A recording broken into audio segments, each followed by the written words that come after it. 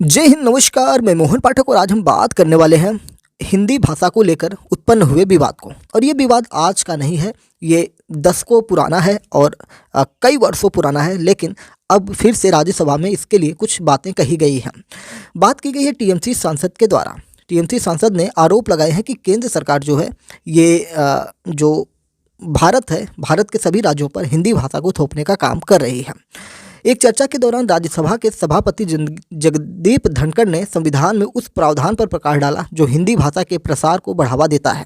उन्होंने भारत में विभिन्न भाषाओं की समृद्ध सांस्कृतिक विरासत को स्वीकार करते हुए और भाषाओं को मुद्दों पर सर्वसम्मत दृष्टिकोण के महत्व पर भी जोर दिया। यानी कि धनखड़ ने भी अपने तरफ से बातें रखी जो उनके समझ में आई हैं।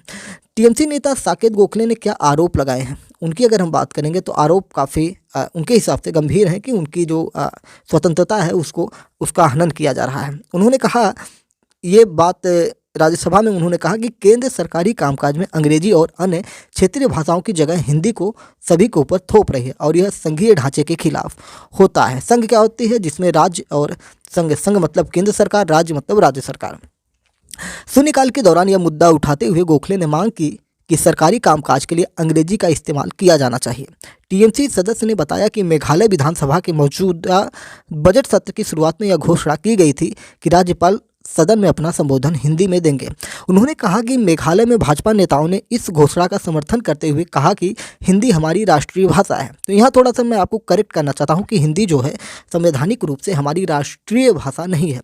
हिंदी जो है हमारी राजकीय भाषा है, यानी कि राज्य की भाषा है, राजकाज यानी कि कार्य करने की भाषा आप मान सकते हैं। लेकिन अगर भारत के राष्ट्रभाषा की बात करेंगे तो भारत में कोई भी ऐसी भाषा नहीं है जिसे राष्ट्रभाषा का संवैधानिक रूप से दर्जा प्राप्त हो।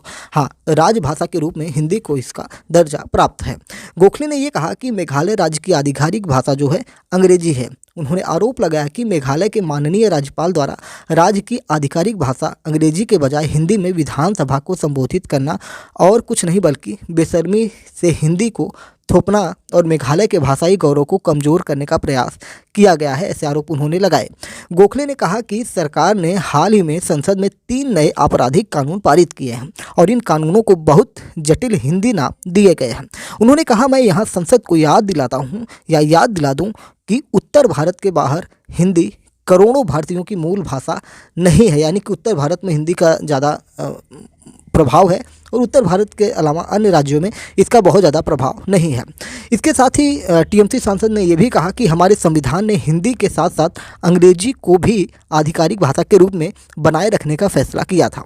गोखले ने आरोप लगाया कि हालांकि मौजूदा सरकार द्वारा मुश्किल से 46% आबादी द्वारा बोली जाने वाली हिंदी को शेष भारत पर जबरन थोपने का प्रयास कर रही है और ये शर्म की बात है। उन्होंने कहा कि स्थानीय भाषाओं का बिल्कुल भी सम्मान नहीं है और यह सरकार जो भी कानून हर नया नाम देती है वह हिंदी में होता है। यानी कि जितने भी कानून इनके द्वारा पारित किए जाते हैं वो सब हिंदी में ही होते हैं। जैसे अभी आपने देखा होगा कि 3 विधेयक पास किए गए थे जो अमित शाह के द्वारा, उसमें नागरिक संहिता करके था, समान नागरिक संहिता, मतलब ये सारी चीज़ें थी कि नाम जो है वो हिंदी में ही दिए गए हैं, जिससे हिंदी को बढ़ाने की कोशिश की जा रही है। उन्होंने कहा, क्या पश्चिम, दक्षिण और पूर्व की भाषाएं इस देश में महत्वपूर्ण नहीं है? क्या क्षेत्रीय भाषाओं का कोई मतलब नहीं होता है? गोखले ने आग्रह किया कि गैर हिंदी भाषी राज्यों सहित पूरे भारत में फैले सरकारी कामकाज के लिए अंग्रेजी का उपयोग किया जाना चाहिए। गोखले ने कहा, जब हमारा संविधान हिंदी और अंग्रेजी दोनों को आधिकारिक भाषाओं के रूप में अनिवार्य करता है तो सरकार द्वारा अंग्रेजी और स्थानीय भाषाओं के ऊपर हिंदी को थोपना संघीय ढांचे का अपमान है और उन राज्यों के लिए चौंकाने वाली उपेक्षा है जो हिंदी नहीं बोलती है। ये बातें उन्होंने की। उनकी टिप्पणी के बाद राज्यसभा के सभापति जगदीप धनखड़ ने गोखले से कहा कि उन्होंने संविधान के तहत शपथ ली है। सभापति ने कहा कि संविधान के अनुच्छेद 351 में प्रावधान है कि हिंदी भाषा के प्रसार को बढ़ावा देना संघ का कर्तव्य होगा। यानी कि जो हिंदी भाषा है उसका प्रचार प्रसार अनुच्छेद 351 के तहत केंद्र सरकार कर रही है। धनखड़ ने गोखले से कहा कि उन्होंने संविधान के तहत इन प्रावधानों की अनदेखी की है। चेयरमैन ने कहा, हमारे पास बहुत समृद्ध भाषाओं की संस्कृति है, हमें अपनी राजभाषाओं या अपनी भाषाओं पर गर्व है। हमारी भाषाओं का वैश्विक प्रभाव भी है, उनकी संस्कृति महान है। मैं बस इतना कह रहा हूँ कि हमें एक सर्वसम्मत दृष्टिकोण रखना चाहिए। जिस मेघालय के घटनाक्रम का जिक्र किया गया था, ये घटनाक्रम आज की नहीं है, ये 2023 के घटनाक्रम है। इसमें हुआ क्या था कि राज्यपाल फागू चौहान ने अपना अभिभाषण हिंदी में दिया, तो voice of the people's party यानी कि वीपीपी के समेत 4 अन्य पार्टियों के विधायक नाराज हो गए। विधायकों ने सदन से वॉकआउट कर दिया। विधानसभा अध्यक्ष थॉमस ए संगमा और मुख्यमंत्री कॉनराड संगमा ने उन्हें समझाना चाहा था, लेकिन तब भी वे उस समय नहीं माने। वॉकआउट से पहले वीपीपी विधायक अर्दे मिलर, बसाई व मोइत और मुख्यमंत्री संगमा के बीच तीखी नोकझोंक भी देखने को मिलती है। बसाई व मोइत ने कहा कि मेघालय हिंदी भाषी राज्य नहीं है, इसलिए राज्यपाल का हिंदी में भाषण देना लोगों की भावनाओं के खिलाफ है। केंद्र सरकार राज्य के लोगों पर हिंदी थोप नहीं सकती। मेघालय विधानसभा की ऑफिशियल लैंग्वेज इंग्लिश है और लोकल लैंग्वेज खासी और गारो है। यानी कि जो मेघालय है, मेघालय में गारो खासी नाम की 2 पहाड़ियाँ भी हैं और जनजाति भी हैं, और यही जो हमारी है लोकल लैंग्वेज भी है। राज्यपाल हिंदी में क्या बोलते हैं हमें समझ में नहीं आता। ये सारी बातें वहाँ के कई विधायकों द्वारा आरोप लगाए गए। विधायक बसाईवा मोइत ने कहा कि राज्यपाल हिंदी में क्या कह रहे हैं ये हम लोगों को समझ में नहीं आता है, इसलिए हम इस कार्यवाही का हिस्सा नहीं बनना चाहते हैं। जिन्हें कोई दिक्कत नहीं है वे सदन में बैठे रह सकते हैं। ये जनवरी 2023 की लगभग घटना, जनवरी नहीं, जनवरी फरवरी मार्च, ये मार्च के आसपास की घटना थी 2023 में। अब यही मुद्दा आपने देखा कि किस प्रकार से राज्यसभा में भी उठाया गया है। हम थोड़ा संविधान की अगर बात करें तो संविधान में जो हमारे यहाँ भाषाएं हैं, इसमें 22 भाषाओं को शामिल किया गया है और ये संविधान की 8वीं अनुसूची में वर्णित है। अगर हम 22 भाषाओं की बात करेंगे तो इसमें असमिया, बंगाली, गुजराती, हिंदी, कन्नड़, कश्मीरी, कोंकणी, डोंगरी, मैथिली, संथाली, बोडो, उर्दू, तेलुगु, तमिल और मलयालम, मणिपुरी, मराठी, नेपाली, उड़िया, पंजाबी, संस्कृत और सिंधी, ये 22 भाषाएं वर्तमान में संविधान की 8वीं अनुसूची में शामिल हैं। ठीक है, और इसकी संवैधानिक प्रक्रिया भी है कि कैसे शामिल किया जाता है। बहुत सारी ऐसी भाषाएं हैं जो अभी भी प्रतीक्षारत हैं, जैसे कि उत्तर भारत की अगर एक भोजपुरी लैंग्वेज की बात करेंगे, जो लोकल लैंग्वेज है, वो भी काफ़ी प्रयासरत है कि वो इस सूची में शामिल हो जाए। और ये सारी चीज़ें हैं। विधानसभा में अंग्रेजी में भाषण देने की अनुमति भी दी गई थी, हिंदी में भाषण देने की भी अनुमति दी गई थी, और इन सारी चीज़ों को लेकर काफ़ी बवाल उस समय मेघालय में मचा था। विधानसभा अध्यक्ष थॉमस ए संगमा ने कहा कि राज्यपाल हिंदी में सदन को संबोधित कर सकते हैं। उनके भाषण की कॉपी विधानसभा के सभी सदस्यों को अंग्रेजी में दी गई थी। सी कॉनराड संगमा ने कहा कि राज्यपाल को ठीक से इंग्लिश पढ़ना नहीं आता है, इसलिए उन्होंने हिंदी में भाषण दिया। स्पीकर के रोकने पर भी विधायकों ने वॉकआउट कर राज्यपाल का अपमान किया। सीएम ने सभी सदस्यों से विधानसभा का डेकोरम मेंटेन करने का आग्रह किया था। यानी कि उस समय ये घटनाक्रम हुआ था मेघालय विधानसभा में। इसी तरह दक्षिण भारत में भी बहुत सारी चीज़ें निकल के आई थी, और जो वहाँ के स्टालिन हैं उन्होंने भी कहा था कि हिंदी अगर अनिवार्य हुई तो गैर हिंदी लोग दोयम हो जाएंगे, यानी कि गैर हिंदी लोगों को बहुत ज़्यादा वहाँ पे अधिकार प्राप्त नहीं होंगे, ऐसा उस समय उनके द्वारा कहा गया था। एमके स्टालिन जो मुख्यमंत्री थे उन्होंने कहा था, और पिनराई विजयन जो केरल के मुख्यमंत्री हैं उन्होंने भी इस पर कई बातें कही। आइए थोड़ा उनके भी विचारों को हम देखने की बात करें। जब हिंदी को लेकर दक्षिण के 2 राज्यों का विरोध सामने भारत सरकार के लिए आया था, केरल के सीएम पिनराई विजयन ने पीएम मोदी को एक लेटर लिखा। इसमें कहा था कि केरल राजभाषा को लेकर अब बनी संसदीय समिति की सिफारिशों को स्वीकार नहीं करेगा। पिनराई ने कहा है कि भारत अनेकता में एकता की अवधारणा से परिभाषित होता है, जो सांस्कृतिक और भाषाई विविधता को स्वीकार करता है। किसी एक भाषा को दूसरे से ऊपर बढ़ावा देना अखंडता को नष्ट कर देता है। उन्होंने इस मामले में प्रधानमंत्री से दखल देने और सुधार करने वाले फैसले लेने की मांग की है। उधर तमिलनाडु के सीएम एमके स्टालिन ने भी बहुत सारी बातें कही थी उस समय। उन्होंने कहा था कि केंद्र जो है हिंदी थोपकर एक और भाषा युद्ध की शुरुआत नहीं करे, नहीं तो इससे बहुत ज़्यादा परेशानियां हो सकती हैं।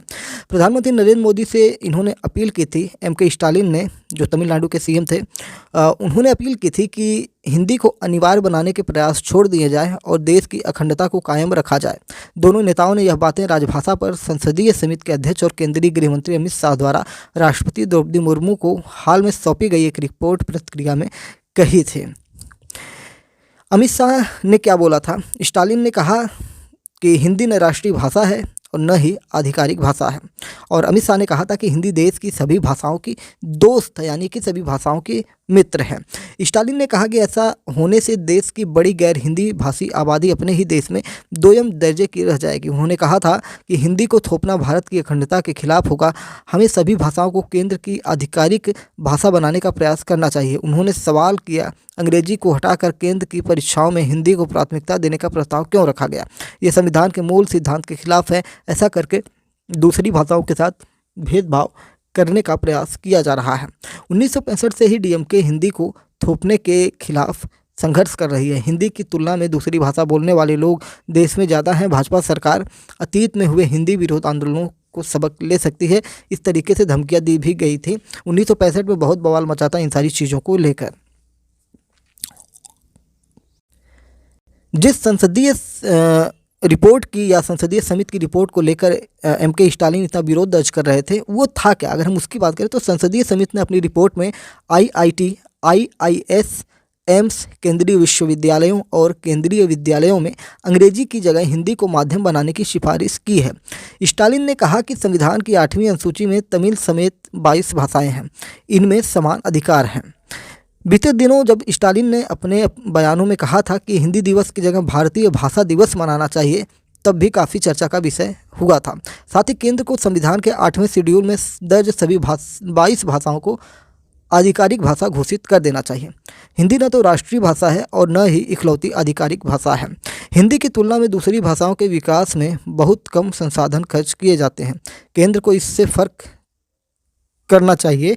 स्टालिन ने राष्ट्रीय शिक्षा नीति के तहत सिर्फ हिंदी और संस्कृत को ही बढ़ावा देने का भी आरोप केंद्र सरकार पर लगाया था। सूरत में 14 सितंबर को हिंदी दिवस के मौके पर, ये 2023 14 सितंबर की बात हम कर रहे हैं, वहाँ पर all India official language conference में गृहमंत्री अमित शाह ने कहा था, मैं एक बात साफ कर देना चाहता हूँ, कुछ लोग गलत जानकारी फैला रहे हैं कि हिंदी और गुजराती, हिंदी और तमिल, हिंदी और मराठी प्रतिद्वंदी हैं। हिंदी कभी किसी भाषा की प्रतिद्वंदी नहीं हो सकती है। हिंदी देश की सभी भाषाओं की दोस्त है, मित्र है। 40 साल में मातृभाषा बोलने वाले कितने लोग बढ़े हैं? अगर हम बात करें तो मलयालम की बात करेंगे तो 58.8%, तेलुगु की बात करेंगे तो 81.26%, तमिल की बात करेंगे तो 83.14%, कन्नड़ की बात करें तो 101%, हिंदी की बात करेंगे तो 161%। ये 40 साल में बोलने वालों के लोगों की बात हो रही है। और ये विवाद जो है नया नहीं है, ये विवाद बहुत पुराना है। भाषा को लेकर केंद्र और तमिलनाडु के बीच जो विवाद पहले हुए थे, उनकी अगर हम बात करें तो काफ़ी लंबे समय से दक्षिण भारत पर हिंदी थोपे जाने के विरोध हुए हैं। 60 से दशक, जो 60-70 का दशक था, 60 के दशक में राज्य में हिंदी विरोधी प्रदर्शन किए गए थे और तत्कालीन केंद्र सरकार ने राज्य को भरोसा दिलाया था कि केंद्र और दक्षिणी राज्यों के बीच आधिकारिक भाषा के तौर पर अंग्रेजी मान्य रहेगी। जनगणना में हिंदी के तहत 65 मातृभाषाएं सूचीबद्ध हैं। रिपोर्ट्स के मुताबिक भारत में 52.8 करोड़ लोगों यानी कुल 43.6% आबादी की मातृभाषा हिंदी है। उत्तर प्रदेश, मध्य प्रदेश और बिहार सहित देश के सबसे अधिक आबादी वाले राज्यों में हिंदी प्रमुख भाषा है। भोजपुरी करीब 5 करोड़ भारतीयों की मातृभाषा है। दक्षिण भारतीय भाषाओं में सबसे ऊपर तेलुगु है, ये 6.7% है, यानी कि भोजपुरी को लगभग 5 करोड़ लोग बोलते हैं। ठीक है, तो इस प्रकार से सारी चीज़ें हमने आपको समझाने की कोशिश की, बताने की कोशिश की कि क्या हिंदी को लेकर विरोध है और हिंदी को लेकर 1960-65 से जो भी चीज़ें निकल के आ रही थी, सब कुछ हम आपको बताने की कोशिश की। उम्मीद है कि आपको चीज़ें समझ में आ गई होंगी। तो चैनल पर नए हैं तो एमपीएस हिंदी को सब्सक्राइब करके डेली करंट अफेयर्स और न्यूज़ एनालिसिस के लिए जुड़ सकते हैं और अपने विचारों को भी कमेंट बॉक्स में बताइए कि भाषा किस प्रकार से लोगों को प्रभावित करती है। और भाषा बोलचाल की तो भाषा होती है, लेकिन इमोशन की भी भाषा होती है और सबके अपने लैंग्वेज से जुड़ाव होते हैं, चाहे वो दक्षिण भारत के हों, चाहे उत्तर भारत के हों या कहीं के भी हों, चाहे पश्चिम बंगाल के हों। हर कोई चाहता है कि उसकी भाषा जो है आगे बढ़े और इसीलिए ऐसे विरोध होते रहते हैं जिससे कि उनकी भाषा, उनकी अस्मिता पर चोट ना पहुँचे। खैर, अगर हम राजभाषा की बात करेंगे तो हिंदी है, राष्ट्रभाषा की बात करेंगे तो कोई भी नहीं है और अंग्रेजी को सरकारी कामकाज की भाषाओं के लिए सभी राज्यों में द्वितीय भाषा के रूप में मान्यता प्रदान की जाती है। तो ये रही अब तक की बड़ी अपडेट। चलिए, चैनल पर नए तो सब्सक्राइब करना बिल्कुल भी ना भूलिएगा। जय हिंद, नमस्कार, भारत माता की जय।